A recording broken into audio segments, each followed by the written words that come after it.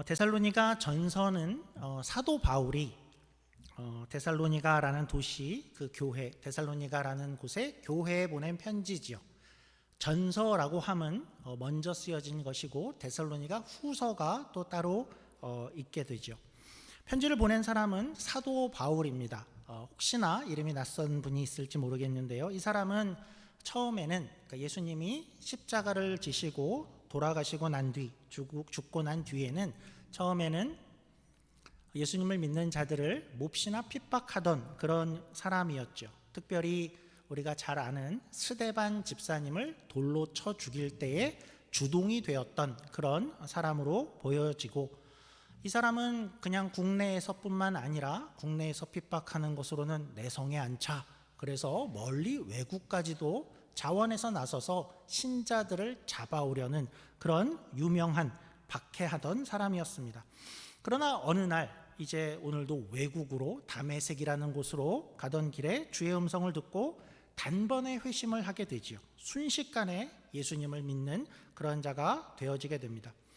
그러나 그가 이제 예루살렘에 와서 내가 이제 믿게 되었소 할 때에 주를 먼저 믿은 형제들이 그를 믿지 못하지요.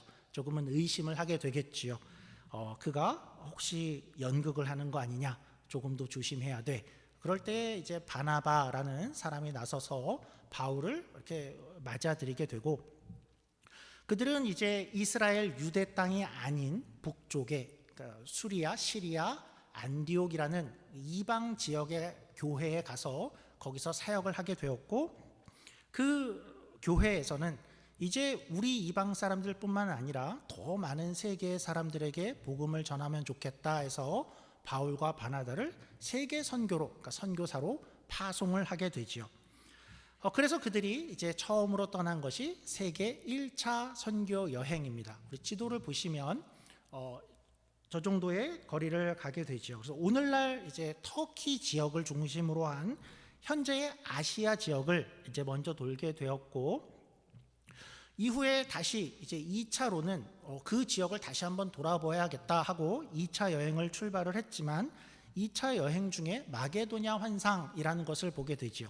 그래서 유럽 사람이 나타나서 우리를 와서 놓으라, 우리를 도와주십시오, 이런 환상을 보고 이제 원래의 계획을 바꿔서 현재 유럽으로 넘어가게 됐죠. 그래서 주로 오늘날의 이제 그리스 지역으로 이제 첫 유럽으로의 복음이 그렇게 넘어가게 됩니다. 그러니까 유럽의 첫 번째 도시, 사역의 첫 번째 도시 하면 빌립보였고, 사역한 도시로 데살로니가는 두 번째 도시였습니다. 데살로니가 하면 그러니까 사실 얼핏 우리가 이렇게 느껴지기에는, 그러니까 성경만 보고 느껴지기에는 별로 큰 도시가 아니다라는 생각을 하기가 쉽습니다. 그러니까 성경에서 많이 다뤄지지 않았고 또 바울도 길게 머물지 않았으니 그냥 느낌상으로는 좀 작은 어떤 시골 마을이 아닐까 싶은 그런 생각이 들 수 있는데, 여기는 그렇지 않고 정반대였습니다. 그 지역, 이제 마게도니아 지방이라고 하는 그 전체 지방의 주도가 될 정도였습니다.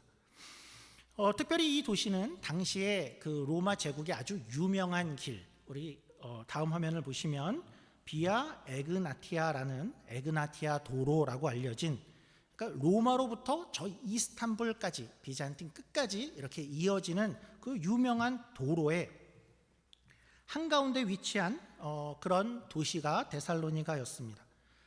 그러니까 총 길이가 1100km가 넘고, 그러니까 폭이 6m도 넘게 돌로 다 포장을 한 아주 큰 도로였고, 군사 경제적으로 또 상업적으로 중요한 그러한 길이었는데, 데살로니가가 보시다시피 거의 중앙에 또 항구 도시로 머물 정도로 큰 도시였고, 당시 인구로 20만에서 30만이나 되는 그런 아주 큰 도시, 마게도냐의 주도가 데살로니가였죠.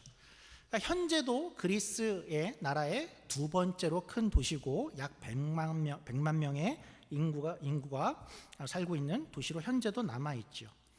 이 도시는 무슨 이야기를 하려고 하냐 하면, 이렇게 큰 도시였고 또 부유한 도시였고 또 상업이 활달한 그런 도시였습니다.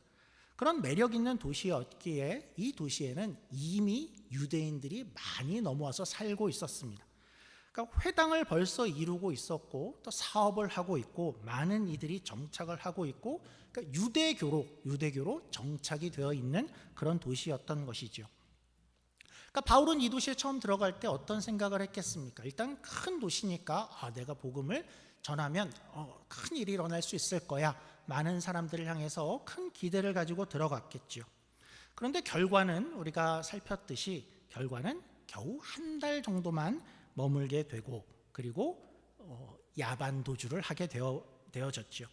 그러니까 왜냐하면 그곳에 이미 정착해 있던 유대인들의 그 세력이, 그 핍박이 너무나 세서 우리가 그 자세한 이야기는 다음 주에 살필 수 있을 것 같은데, 결론은 한마디로 그 사역은 바울의 입장에서는 어쩌면 좀 굴욕적이었습니다. 대중들이 폭력을 쓰면서 덤벼왔고 또 교인들은 법정에 잡혀가기도 했고, 이들은 결국은 밤에 몰래 도망을 갈 수밖에 없었죠.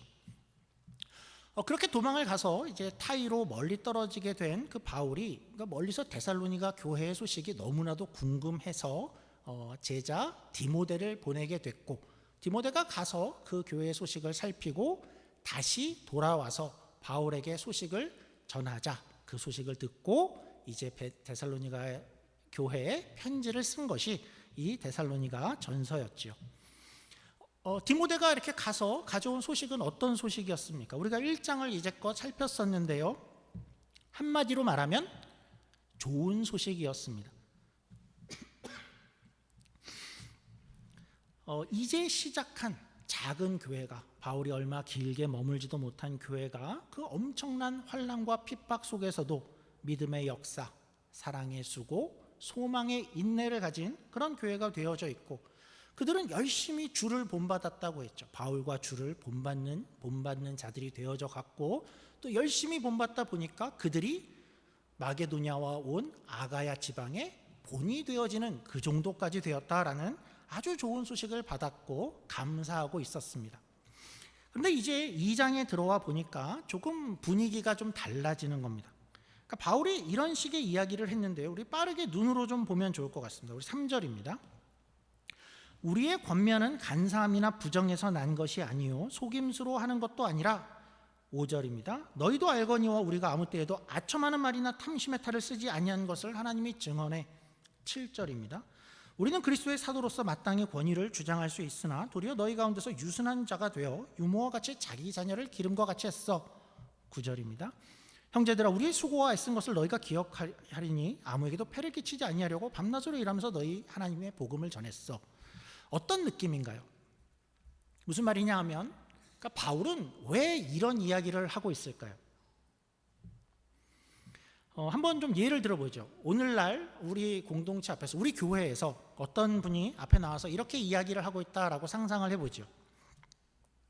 여러분, 저의 이제까지의 여러분을 향한 권면은 간사함이나 속임수로 한 것이 아니었습니다. 여러분 들어주세요. 제가 언제 여러분에게 아첨하는 말이나 속임수와 그런 탐심을 가지고 말했습니까? 여러분, 저는 꽤 잘난 사람입니다. 저는 세상으로 권위도 있고 명예도 있는데 제가 여기 와서 여러분들 앞에서 뻐기고 잘난 척을 한 적이 있습니까? 저는 유순하게 행동하지 않았습니까? 제가 여기서 수고했는데 여러분에게 무슨 폐를 끼친 적이 있습니까?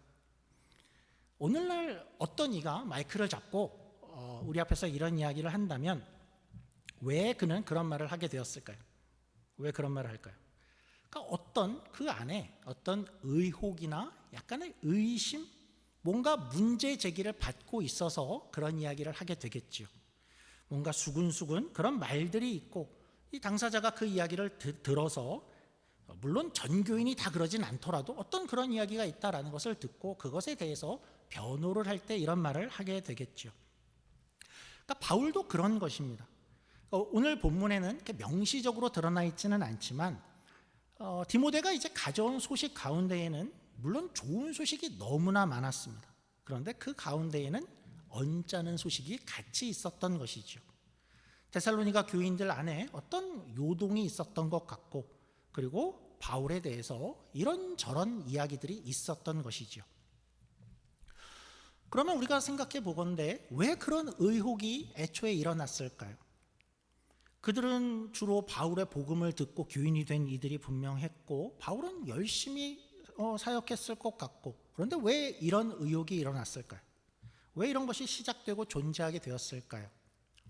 아마도 제일 큰 이유는, 그러니까 빌미가 된 사실은 아마 바울이 데살로니가에 매우 짧은 시간만 머문 것이 그 빌미가 되었을 것 같습니다.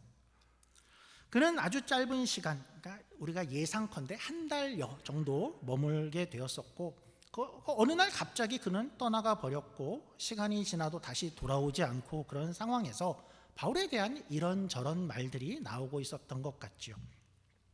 우리가 사실 너무 그들을 못나게 보지 않고 100번 양보해서 좀 이해하자면 그런 말들이 좀 나올 수도 있을 것 같습니다. 만약에 우리 교회에 어떤 새로운 사역자가 왔다라고 생각을 한번 해보죠. 근데 오자마자 그분이 막 열심을 내는 겁니다. 정말 대단하게 설교도 열심히 하고 일도 하고 봉사를 합니다. 그러니까 뭔가 좀 다른 분 같습니다. 그런데 어느 한 달쯤 지났을 때 그분이 어느 날 갑자기 사라져 버린다면, 다른 지역으로 떠났다라는 소식을 듣는다면, 그 이유를 정확히 알지 못하는 어떤 이들은, 또 남에게 전해 들은 이들은, 또 이유를 알고 있던 이들이라도 또 한편으로는 그에 대해서 이런 생각을 할 수 있겠죠. 아, 그는 여기에 진심은 아니었나 보다, 무슨 꿍꿍이가 있어서 잠시 들렀나 보다 하는 생각을 하고 여러 말이 나올 수 있겠죠.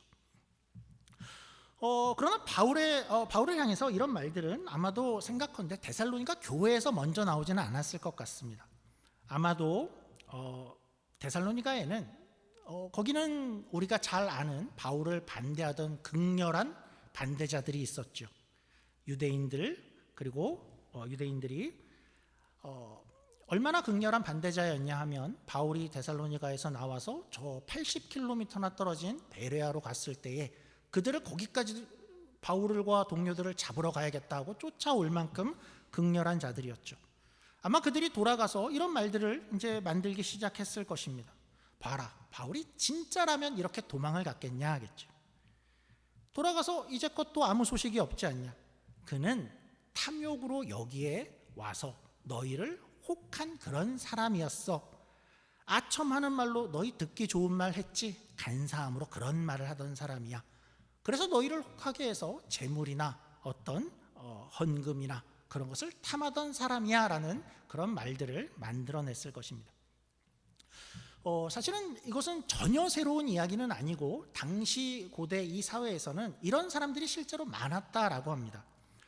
당대의 여러 지역들을 순회하면서, 그러니까 여행을 하면서 자기의 종교를 설파하는 그런 종교인들이 많이 있었고, 또 그리스 지역에서는 특별히 철학이 발달된 곳이었죠. 철학자들이 돌아다니면서 자기의 주장, 자기의 학문을 설파하고 그 제자들을 모으고 팔을 만들어서 돈을 받고 그것을 실제로 탐하고 착취하는 그런 이들이 실제로 그 주변에 많았다라고 합니다.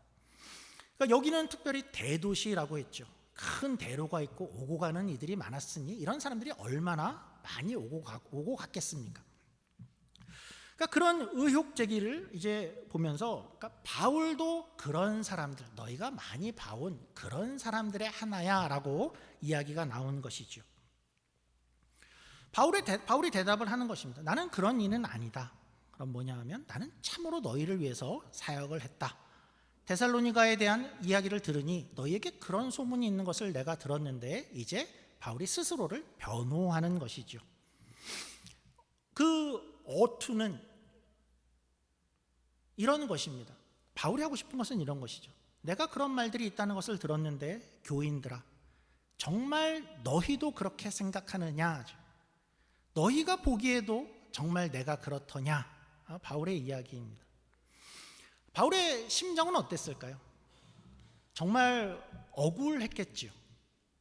내가 어떤 고난을 견디면서 이 일을 했는데 너희가 어떻게 이렇게 할 수가 있어? 사실 이런 마음은 우리가 교회에 있으면서 우리 모두가 겪을 수 있는 어떤 억울함과 좀 비슷할 것 같습니다. 특별히 교회에 이제 열심히 있고 또 수고를 힘을 쓰는 분들은 과거에 이런 경험들을 한두 번쯤은 해보지 않았을까 싶습니다. 어떤 것이지요?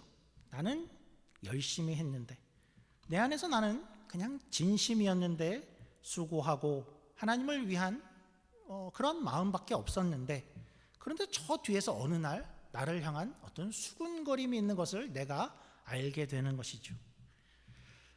뒷담화일 수도 있고, 어떤 말하기를 좋아하는 사람들이 그냥 한 말일 수도 있는데, 그런 말들이 나에게 들릴 때, 그럴 때 나는 정말 억울하고, 또 더 표현하자면 환장하겠죠.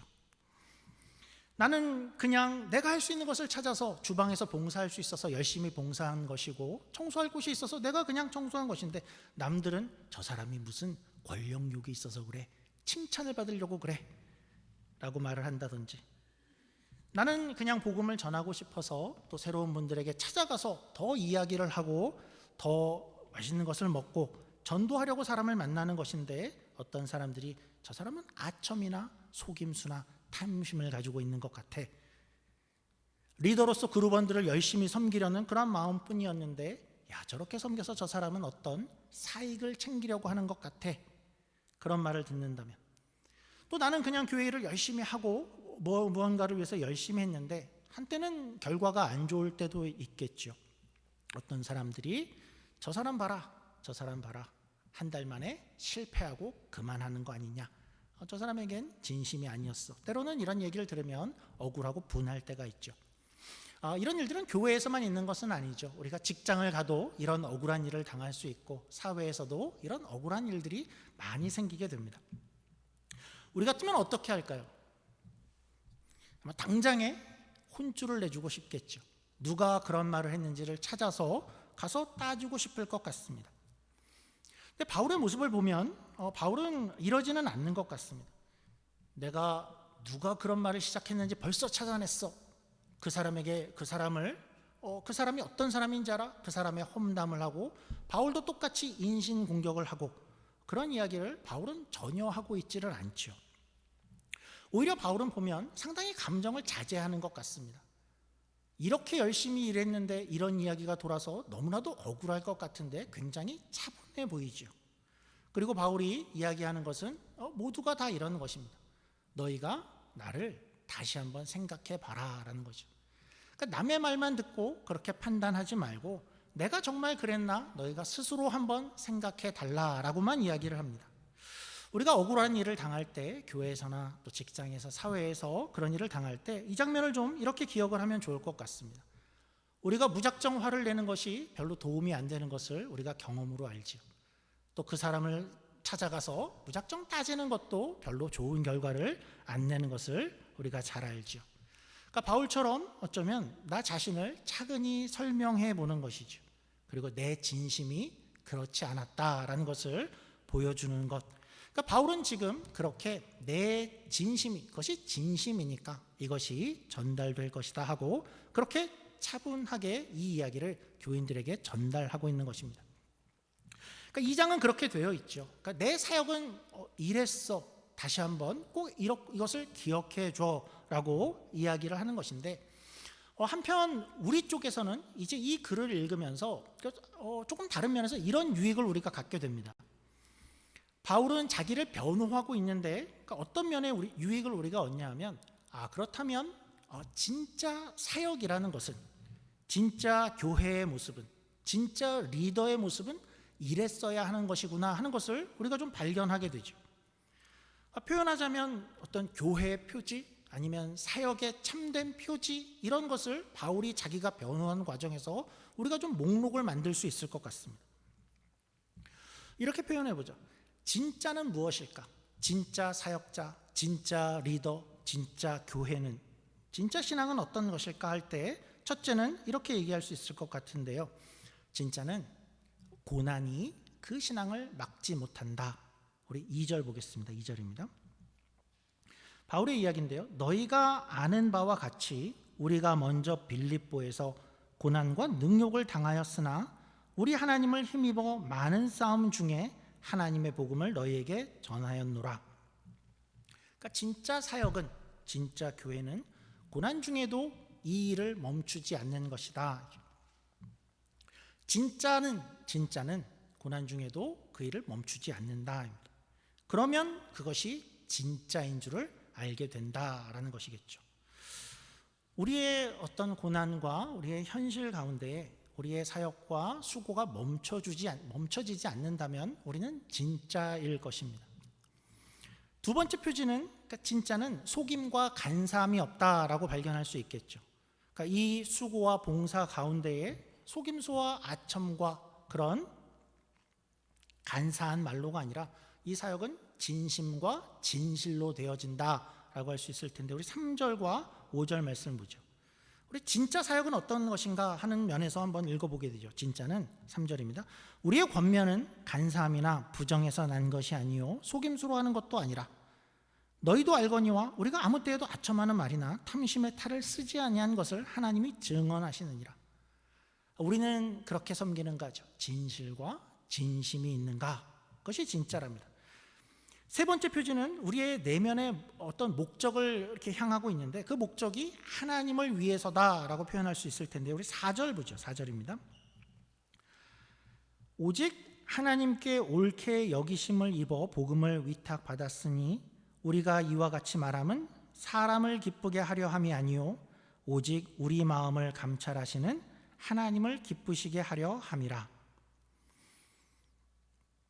그래서 이 사역은 우리가 만든 것이 아니고 우리가 스스로 시작한 것만도 아니며 우리의 목적도 우리의 기쁨과 우리의 만족을 위한 것이 아니라 이것은 하나님이 기뻐하시는 가가 우리의 목적이 되어 있고 우리 시선이 되어 있다라는 것이겠죠. 이 세 가지가 우리 진짜의 특징, 진짜의 표지라고 할 수 있을 것입니다. 진짜는 고난 중에도 멈추지 않는 것이 진짜고, 진짜는 속임수나 간사한 말이 아니라 진심과 진실로 하는 것이며, 세 번째는 진짜는 하나님이 기뻐하시는가가 우리의 모든 목적이 되어 있다 하겠죠. 바울은 그렇게 자신은 진짜였다라고 표현을 하고 있습니다. 그래서 우리는 부끄럽지 않고 하나님 편을 들고 있다인데, 그 자신들의 그 진짜임이 어떤 모습으로 밖으로 드러나는가 하는 것을 한 가지만 살펴보고 마무리를 하죠. 진짜라면 어떤 모습이 드러날까? 우리 7절 말씀입니다. 7절입니다. 우리는 그리스도의 사도로서 마땅히 권위를 주장할 수 있으나 도리어 너희 가운데서 유순한 자가 되어 유모가 자기 자녀를 기름과 같이 하였으니, 우리는 유모와 같았다라고 하죠. 자기 자녀를 기름과 같이. 그러니까 오래전 시대에는 이제 아기를 기르는 데에 이렇게 좀 부유한 가정들은 누가 아기를 키우냐면 유모들이 키웠습니다. 근데 이제 오늘날로 여기면, 오늘날은 그런 경우가 많지 않죠. 유모가 아기를 키우지 않고 어머니가 키우는데, 그래서 현대의 우리 새번역 성경은 이 부분을 어머니로 번역을 했는데 이것이 더 현대에 적합할 것 같습니다. 그러니까 어머니의 모습이죠. 아기를 끌어안고 그를 키우는 어머니와 같이 그렇게 대했다입니다. 어머니의 사랑에 대한 예화는 정말 너무나도 무수히 많지요. 어느 곳에서나 많은 이야기들이 어머니의 사랑을 이렇게 보여주는데요. 최근에 제가 한 예능 프로그램을 한 가지 이렇게 보게 되었습니다. 그러니까 대단한 예화 사건이라기보다는 그냥 소소한 한마디였는데 이런 장면이 있었습니다. 이것은 진지한 다큐도 아니고 그냥 가벼운 예능 프로그램이었는데, 한 부모님들이 이제 한국에서 식당을 운영하시면서 두 자녀를 미국에 유학을 보냈습니다. 그러니까 미국으로 유학을 보내고 이제 대학교까지 들어가게 돼서 대학 생활을 하고 있는데, 우리가 좀 상상이 되죠. 그 경제적 부담이 얼마나 대단했을까요? 그러니까 동네 이렇게 아주 작은 식당은 아니지만 그렇다고 이렇게 큰 대형 식당도 아닌, 그러니까 보통 동네에서 보는 식당을 운영하시면서 아이들을 지원하고 있는데, 두 부모의 오직 소원은 그저 아이들이 원하는 유학, 원하는 공부를 마음껏 하는 것이 그냥 인생의 목적이 되었습니다. 그렇게 아이들이 대학생이 돼서 이제 학교까지 보내게 됐는데, 이 부모들이 너무 열심히 살아서였을까요? 몸에 무리가 된 것인지 어머니가 암에 걸리게 되었습니다. 그러니까 결론부터 이야기하자면 이제는 괜찮아졌습니다. 그런데 그 암이 발견이 되고 이제 진단을 받고 수술을 해야 되고 이럴 때에 그 소식을 들었을 때는 정말 막막했었겠죠. 그런데 이제 치료를 잘 받고 시간이 많이 흐른 후에 그 어머니가 그때를 이렇게 생각하시면서, 그때를 기억하면서 부모님들이 이제 영상을 찍게 되고 그 영상을 이제 또 성인이 된 대학을 졸업한 아이들이 이제 저 멀리서 그 영상을 보게 되었는데 어머니가 이런 이야기를 합니다. 내가 암 판정을 받고 나니까 그때 이런 생각이 들더라. 내가 평생 이렇게 고생만 하고 고생을 하고 열심히 살았는데 내가 암 판정을 그렇게 받고 말았는데 그때 마음이 참 안 좋더라. 사실 그때 이렇게 말하는 어감, 그 분위기는 그 이후에 그러니까 우리가 예상하기에는 내가 너무 부모가 애들만 위해서 살아왔다. 내 인생도 있었는데 조금 내 몸도 챙길 걸. 좀 이런 분위기가 나올 줄 알았는데 그 어머니가 내가 그때 왜 마음이 너무 아프고 마음이 걱정이 되고 힘들었냐 하면 왜냐하면 유학하고 있는 공부하고 있는 그 아이들이 멀리서 이 소식을 듣고 얼마나 놀래고 얼마나 걱정을 할까. 그리고 또 더 나아가서 그 아이들이 미안해하면 어쩔까 하는 마음이었답니다. 그러니까 어머니들은 그렇죠. 그러니까 제일 큰일 난 것은 사실 나인데 암에 걸려서 생사가 걸려 있는 그런 순간이었는데 자녀들 입장에서 자기들 때문에 엄마가 고생을 해서 암이 걸린 것이 아닐까라고 생각을 할까봐 그게 너무나도 힘들었다라고 이야기를 하죠. 그러니까 어머니들은 그렇죠. 여러분의 어머니들이 그렇습니다. 우리 8절 말씀을 보죠. 어머니처럼인데요. 이 8절은 그대로 이 이야기가 어머니처럼이 이해가 되죠. 8절입니다. 우리가 이같이 너희를 사모하여 하나님의 복음뿐 아니라 우리의 목숨까지도 너희에게 주기를 기뻐함은 너희가 우리의 사랑하는 자 됨이라. 바울은 나는 어머니같이 되어서 그 마음을 가지고 교회와 성도들을 사랑했다이죠. 그러니까 이것이 진짜 사역이고 진짜 교회고 진짜 성도고 진짜 지체의 모습이다. 내가 이랬다는 것을 너희가 알잖아. 자신 있게 이야기를 하고 있죠. 자, 말씀을 마치죠. 우리는 진짜일까요? 우리는 진짜일까? 진짜 리더고 진짜 성도고 진짜 교회일까? 진짜의 모습은 그렇게 나타난다라고 합니다. 우리가 진짜라면 고난 중에도 이것이 끊어지지 않을 것이다. 그리고 우리가 진짜라면 우리 어떤 사익과 우리의 욕심이 아니라 우리는 진실과 진심으로 이 일을 임할 것이다. 그리고 셋째는 우리가 진짜라면 우리의 모든 목적과 마음은 하나님이 기뻐하시는 가에 우리의 마음이 가 있을 것이다. 그리고 그 진짜가 어우러졌을 때에 우리 교회 안에서는 서로가 서로를 어머니가 아기를 기름같이 어머니가 아기를 어떠함에도 품고 키우듯이 그런 사랑함과 케어함이 나타나는 곳이 교회다 이겠죠. 우리 안에 그런 모습이 벌써 있을 것입니다. 그러나 완전하지는 않을 수 있겠죠. 우리 하루하루 함께 신앙생활하면서 이 진짜가 되어져 가는 그 경험을 함께 누리시는 저와 여러분이 되기를 주의 이름으로 축원합니다. 기도하겠습니다. 하나님 감사합니다. 하나님, 사도 바울은 참 억울했을 것 같습니다. 그렇게 열심히 일했는데 자기에 대해 안 좋은 소문이 섞여 있는 것이 못내 기분이 안 좋았을 것 같습니다. 그러나 사도 바울은 거기서 분을 내고 화를 내고 따지는 것이 아니라 자기의 사역이 어떠했는지 그것을 차분하게 설명하는 그런 모습을 봅니다. 진짜였기에 그는 자신이 있었고 진짜였기에 하나님은 물론 성도들이 인정할 것을 그는 믿기에 이 일을 그렇게 표현하는 것을 보았습니다. 하나님, 우리도 진짜가 이러한 것이라면 그러한 신앙인이 되고 교회가 되어지기를 이 시간 간절히 소원해 봅니다. 어떤 고난과 어떤 현실 속에서도 우리의 신앙이 멈춰지지 않기를 원하고 우리의 신앙은 진실과 진심을 담은 그런 하루하루가 되기를 원하며 또한 우리의 시선이 우리의 이익과 기쁨과 만족이 아니라 하나님이 이것을 어떻게 보실까? 하나님은 과연 기뻐하실까가 우리의 어떤 바라봄과 가치가 될 수 있도록 하나님 은혜를 더해 주시옵소서. 감사하며 예수님 이름으로 기도드립니다. 아멘.